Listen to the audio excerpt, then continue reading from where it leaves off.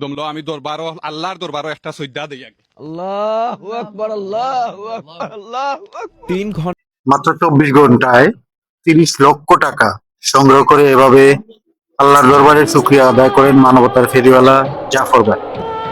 24 ঘন্টায় আপনারা সমগ্র বাংলাদেশ এবং প্রবাস তাকিয়া দিছই 30,07,423। মানবতার জন্য অনন্য দৃষ্টান্ত স্থাপন করলেন বড়লেখার তরুণ সমাজসেবক মানবতার ফেরিওয়ালা জাফর ইকবাল। মাত্র 24 ঘন্টায় 2 মুমূর্ষু রোগীর জন্য 30 লাখ টাকা সংগ্রহ করে আবারও প্রমাণ করলেন মানুষ মানুষের জন্য, জীবন জীবনের জন্য।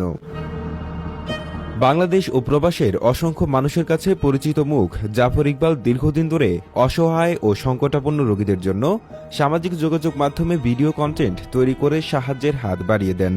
তার আহ্বানে সাড়া দিয়ে দেশ বিদেশের মানুষ দান করেন, ফিরে পান নতুন জীবনের আশায় থাকা এক একটি পরিবার।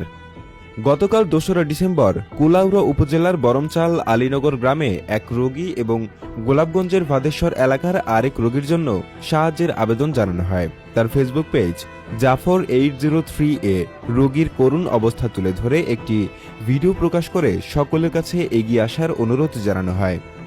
ভিডিওটি ছড়িয়ে পড়তেই দেশ বিদেশের দানশীল মানুষ সাড়া দেন। মাত্র 24 ঘন্টার মধ্যে 2 রোগীর চিকিৎসা সহায়তার জন্য মোট 30 লাখ টাকা সংগ্রহ হয়। মানবতার এই জেগে ওঠা মুহূর্তকে সাধুবাদ জানিয়ে অনেকেই মন্তব্য করেছেন, জাফর ইকবালের মতো মানুষ সমাজে আছে বলেই অসহায়রা বাঁচার স্বপ্ন দেখে। মানবতার এমন উজ্জ্বল দৃষ্টান্ত আমাদের সমাজকে আরও এগিয়ে নিতে অনুপ্রাণিত করবে, এমনটাই আশা সকলের।